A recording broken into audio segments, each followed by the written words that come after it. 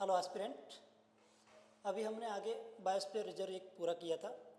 Biosphere reserve की अगली कड़ी में हम दूसरा बायोस्फीयर रिजर्व आपके लिए लेके आए, जो प्रीलिम्स एग्ज़ाम और मेंस एग्ज़ाम और आपके स्थानीय लोग जहाँ के रहते हैं वहाँ इंटरव्यू के लिए ये महत्वपूर्ण हो जाता है।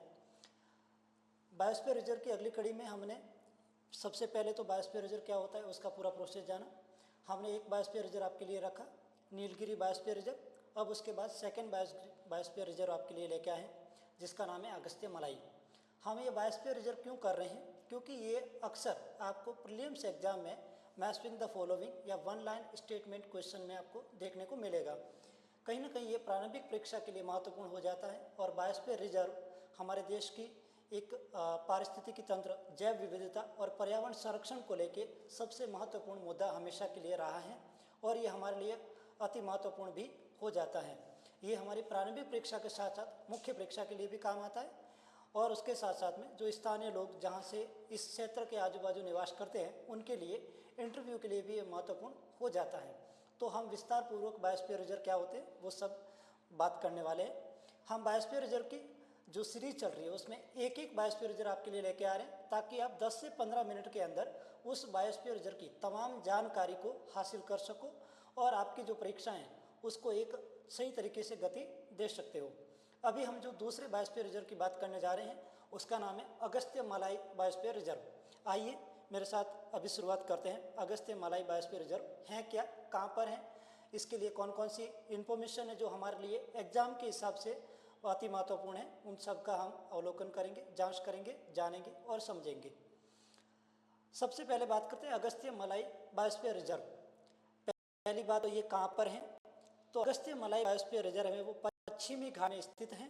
पश्चिमी घाट में भी कहाँ, पश्चिमी घाट में अगर आप देखोगे तो साउथ इंडिया के दो नीचे वाले स्टेट हैं, एक तमिलनाडु दूसरा केरल, उसके अंदर ये विस्तृत हैं।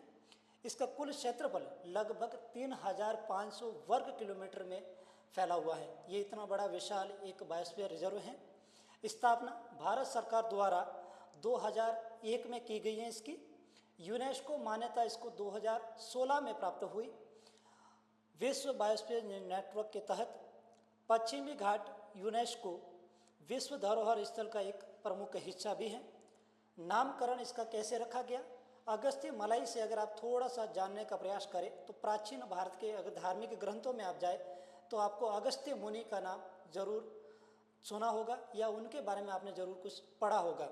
तो हमारा जो इसका नामकरण है वो प्राचीन भारतीय संत अगस्त्य ऋषि के नाम पर पड़ा हुआ है।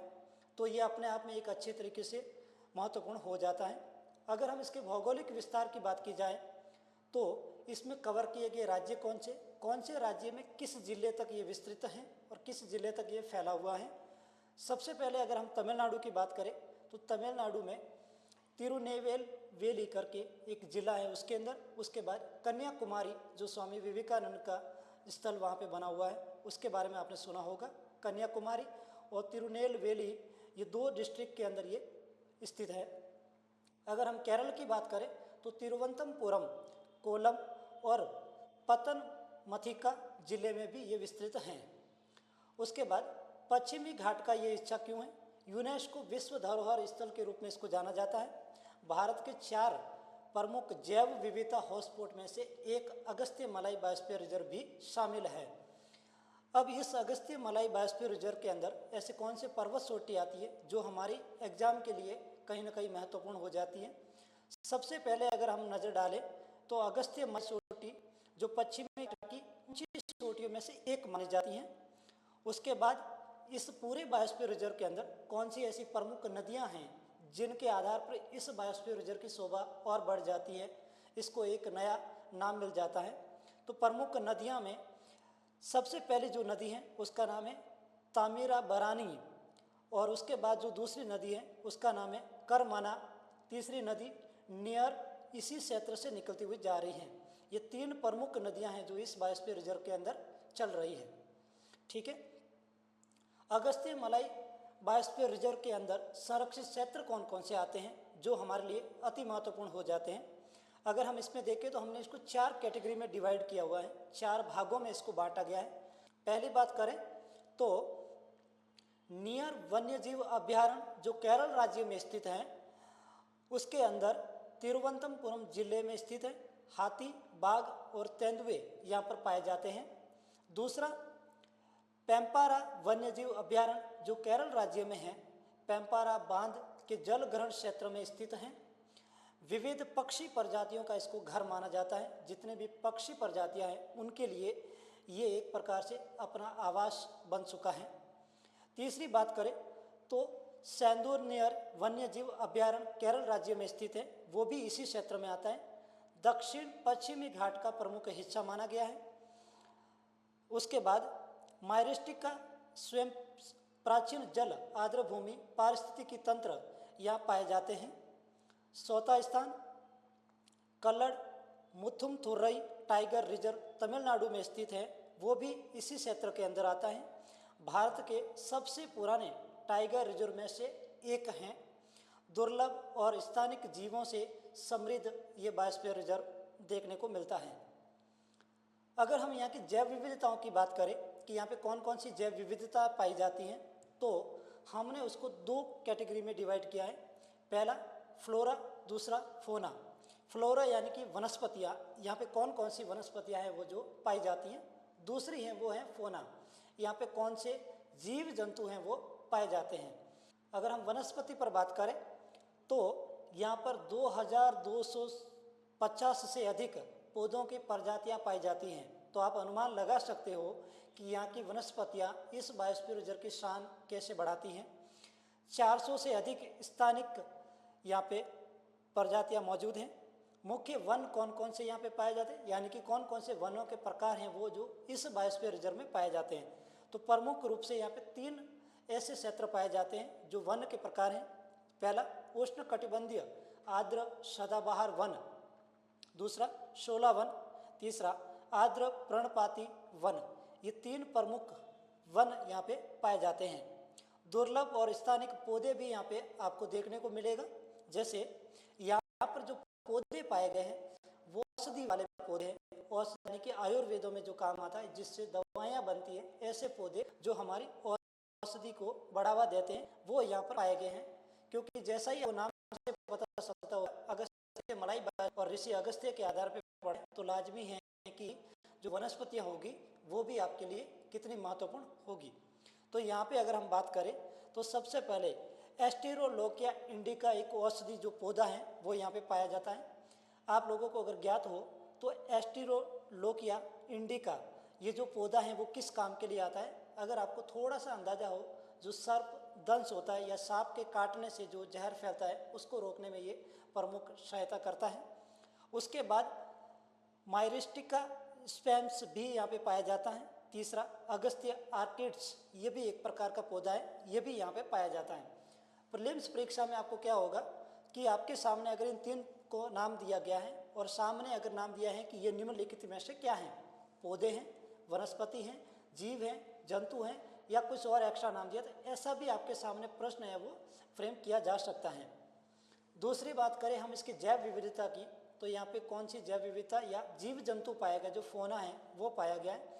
तो सबसे पहले बात करते हैं हम स्तनधारी की, कि यहाँ पे कौन से ऐसे स्तनधारी जीव हैं जो यहाँ पे पाए जाते हैं। तो आपको यहाँ पे ध्यान रखना है कि स्तनधारी जीव में सबसे पहले जो मुख्य प्रजातियाँ हैं, जैसे बंगाल टाइगर भी यहाँ पे पाया जाता है, भारतीय हाथी यहाँ पे पाया जाता है, नीलगिरी तहर यहाँ पे पाया जाता है, तेंदुआ यहाँ पे पाया जाता है। इसके अलावा अन्य प्रमुख प्रजातियाँ भी यहाँ पर शामिल है, जैसे सांबर हिरण, भालू और भारतीय गौर, ये यहाँ की प्रमुख प्रजातियाँ भी यहाँ पे पाई गई हैं। उसके बाद अगर हम यहाँ पे देखें कौन से पक्षी हैं, तो यहाँ पे कौन कौन से पक्षी पाए गए हैं वो भी हमारे प्रीलिम्स के लिए महत्वपूर्ण हो जाते हैं। जैसे ग्रेट हॉर्नबिल्स का नाम आपने सुना होगा, जो केरल राज्य का राज्य पक्षी के रूप में जाना जाता है। ग्रेट हॉर्नबिल्स आपको कहीं ना कहीं एग्जाम के स्टेटमेंट में ज़रूर देखने को मिलेगा, तो आपको ज्ञात होगा इसके बारे में। उसके बाद अगर दूसरा देखा जाए तो मालाबार ग्रेट हॉर्नबिल्स भी यहाँ पे पाया जाता है। तीसरा नीलगिरी वुड पिजन भी यहाँ पे पाया जाता है, जो एक प्रकार से स्थानीय प्रजाति हैं, यहाँ की स्थानिक यानी कि लोकल प्रजाति हैं। उसके बाद अगर हम बात करें तो यहाँ पे कौन से ऐसे सरीसृप और अभयसर यहाँ पे पाए जाते हैं, तो आपको देखने को मिलेगा सबसे पहले किंग कोबरा, जो आप ज्ञात होंगे, इनसे नाम भी सुना होगा, किंग कोबरा। मालाबार पिट्स वाइपर भी यहाँ पे पाया जाता है। पर्पल मेंढक यहाँ पर पाया जाता है, जो दुर्लभ प्रजाति यहाँ की है। उसके बाद यहाँ पे कौन से कीट्स पाई जाती हैं, तो आपको सबसे पता हो कि भारत की सबसे बड़ी जो तितली है, भारत की सबसे बड़ी तितली का अगर नाम आपको पता है, नहीं पता है तो कोई दिक्कत नहीं, अभी हम बताएंगे, जो भी है वो यहाँ पे भी पाई जाती हैं। जैसे सर्दन बर्ड विंग जो हैं, जो भारत की सबसे बड़ी तितली की प्रजाति है, वो भी इसी जैव विविधता में पाई जाती है। ठीक है, अब हम इधर बात करें इनकी जलवायु कैसी है, अगस्त्य मलाई क्षेत्र में कौन कौन सी जनजातियाँ पाई जाती हैं और कैसे इसको और बढ़ावा दिया जाता है। तो जलवायु की बात करें हम यहाँ पर, तो जलवायु आपको उष्णकटिबंधीय जलवायु, जहाँ भारी वर्षा होती है, वो इस क्षेत्र में पाई जाती हैं। दक्षिण पश्चिम और उत्तर पूर्व मानसून दोनों का प्रभाव इस क्षेत्र में आपको देखने को मिलेगा। जनरली आप देखोगे तो कोई भी बायोस्फीयर रिजर्व में आपको एक तरफा मानसून दिखेगा, परंतु यहाँ पर ऐसा नहीं है। यहाँ पे दक्षिण पश्चिम मानसून और उत्तर पूर्व मानसून यहाँ पे आपको देखने को मिलेगा। यानी कि जैसे ही मानसून आता है आपका, जब हम 31 मई के बाद या फिर जब 1 जून को केरल पे जब पहली बार हमारा मानसून टकराता है, वो धीरे धीरे करके नॉर्थ इंडिया की तरफ बढ़ता है। हिमालय से टक्कर करवाने के बाद वापस जब लौटता हुआ मानसून जाता है, तब भी वो यहाँ पे बारिश करवाता है और आता हुआ भी यहाँ पे बारिश करवाता है। तो यहाँ पे आपको दोनों प्रकार से मानसून भी देखने को मिलेगा। औसत वार्षिक अगर वर्षा की बात जाए तो यहाँ पे 2500 मिलीमीटर से 5000 मिलीमीटर तक वर्षा होती है। उसके बाद अगस्त्य मलाई क्षेत्र में कौन कौन सी जनजातियां हैं वो यहाँ पे निवास करती है, जिनकी वजह से ये बायोस्फीयर रिजर्व और अच्छी तरीके से कार्य करने लगता है। जैसे कनिकर्ण जनजाति हैं, वो यहाँ पे पाई जाती हैं। PVTG अगर आपको पता होगा तो उस हिसाब से भी ये इसमें शामिल जनजाति हैं। ये जनजाति वनों पर निर्भर जीवन यापन करती हैं। इनका जो भी जीवन यापन का तरीका है वो सिर्फ और सिर्फ वनों के आधार पर टिका हुआ है, और अगस्त्य मलाई क्षेत्र हैं वो इस जनजाति के लिए अपने आप में जीवनदायक हैं।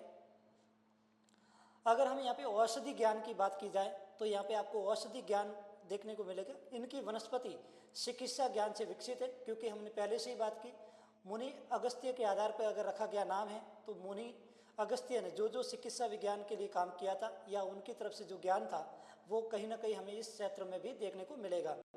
तो जीवनी नामक औषधि तैयार हुई है यहाँ पे, जिसका मुख्य घटक आरोग्य पाशा नामक एक पौधा है, वो यहाँ पे पाया जाता है। भारत सरकार और अंतर्राष्ट्रीय स्तर पर इसकी क्या भूमिका रही है, भारत सरकार इसको कैसे प्रोत्साहन देती है, अंतर्राष्ट्रीय स्तर पर इसको क्या संरक्षण प्राप्त हुआ है, हम इसको और बेहतर करने के लिए क्या कार्य कर रहे हैं, उसके ऊपर भी एक नज़र डालते हैं। भारत सरकार और अंतर्राष्ट्रीय संरक्षण प्रयास क्या क्या किए गए हैं इसके लिए। तो यूनेस्को MAB यानी कि मैन एंड बायोस्फीयर प्रोग्राम 2016 के तहत इसको मान्यता प्राप्त है। भारत सरकार का बायोस्फीयर रिजर्व प्रोग्राम भी इसके लिए कार्यरत हैं। पश्चिमी घाट इकोलॉजी सेंसिटिव एरिया वो भी इसके लिए कार्यरत हैं। स्थानीय समुदाय और NGO की भागीदारी भी इस बायोस्फीयर रिजर्व के लिए सतर्क कार्य कर रही हैं। ये सरकार और अंतर्राष्ट्रीय स्तर पर प्रयास किए जा रहे हैं इस बायोस्फीयर रिजर्व को और महत्व देने के लिए, इस बायोस्फीयर रिजर्व को और बढ़ाने के लिए, ताकि हमारे देश की धरोहर या हमारे वैश्विक स्तर का जो पर्यावरण है वो स्तर बने, संतुलित बने, उसके लिए ये तमाम प्रयास किए जा रहे हैं।